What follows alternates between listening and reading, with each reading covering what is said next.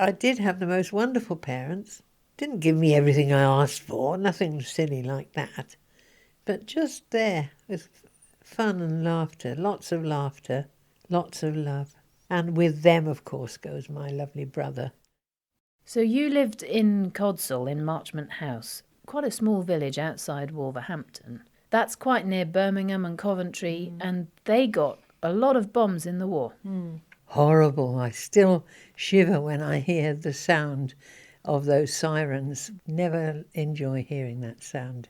Well, we had to run into the cellar, and apparently my father worked out a way of hanging my cot, my cradle, from the beams in the cellar, and that's how I spent my early days. Do you have any memories of seeing the bombs dropping from a distance? Lights coming down, flashing lights, I suppose that was bombs. In the distance you could see these lights coming down. It was over Coventry that way, and they got very badly bombed, but so did Wolverhampton. After the war, your father took a job down in Cornwall as the chief engineer on the Selonian ferry going out from Penzance to the Scilly Isles every day. Yes, it certainly was a lovely thing to do as well. I'm so glad we went. Oh, it was beautiful, Cornwall was. It was just beautiful and all free. We used to go down on the rocks and play. We lived in Mosul for a little while till we settled. My parents bought a house in Madron, yes. Most days in the summer we'd come home from school and have some bun or something to eat, and then off we'd go to the beach. I mean, it was just lovely. I always wanted to do nursing. One reason being that I'd lived with a mother who was a nurse and used to talk about nursing. And so it just seemed quite natural for me to become a nurse. When I was a little girl, I used to line the dolls up and have bandages on their arms and legs. They were my patients. And the cat. The cat was also a patient at times, but she kept leaping out of the doll's pram, which wasn't a very good idea. What did you do to the cat? Well, just tried to make it lie down and look ill.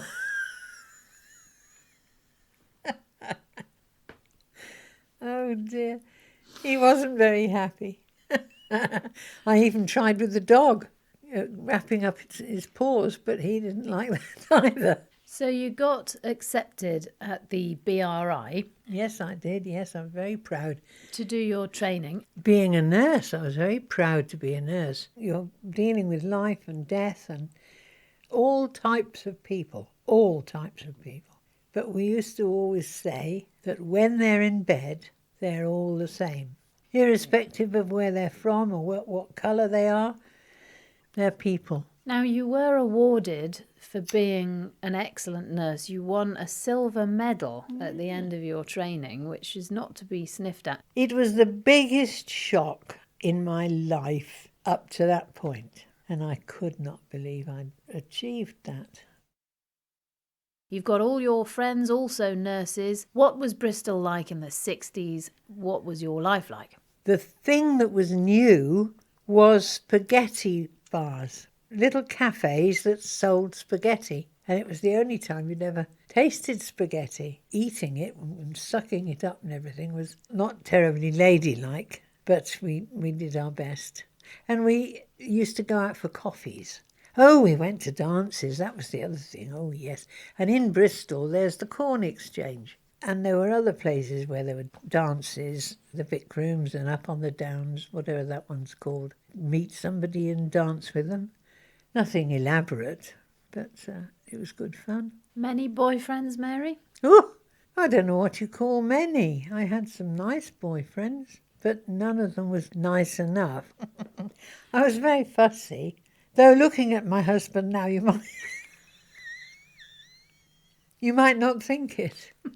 But he is a dear, and he was a dear, and he was special, and he was different, so I married him. What was so good about Yatton Church for you as a family? Well, it was alive. It was really alive, and the congregation was very mixed. Yes, a real church community with a father. The parish priest was, a lot of it was because of his wonderful leadership and love of his people. Dick Ackworth. And he did a wonderful job with all of us.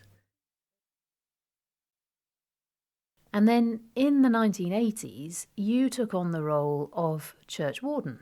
I was asked to do it, and what a privilege it was. But it did take a lot of my time away from home, but the family were wonderful, and especially Peter. He encouraged me in the work.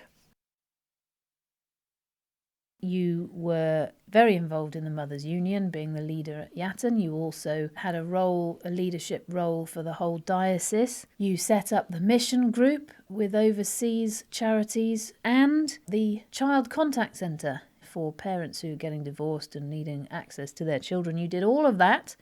And your interest in helping charities overseas, why did you want to do that? Well, you've got to, haven't you? When you see people even in this country having difficulty in surviving, what must it be like in some of the African countries and these other places? The more you hear about it, the more one wants to help. And I had the time and the energy, and so it was a good thing to be doing. We were supporting a parish in Zambia, and we built, well, a house was being built but never finished, so we came in and finished that, and a couple of water holes we did. Why did you do that? The women had to walk miles with buckets and all sorts of things on their heads, and the water, we saw the water, and it was just so dirty. It was a sort of pond, but on the middle of it, there was this beautiful flower like a lily, that sort of shape, in the middle of this quagmire, which was their drinking water. And when I saw that flower, being a bit, poetic, I suppose you could say, I thought there was hope. There was hope that we would help them get some water. Which you did. Yeah, 2 or 3. Looking back over your life so far, Yes. would you say that you've had So far. a happy life? Oh, yes. Oh, I've had a happy life. I've had my moments of feeling sad, of course I have. But no, it's been very happy with wonderful children, wonderful husband, lovely home, simple. It didn't have to be such that you didn't dare touch anything in case you broke it, or we just had a free way of living, and lots of love.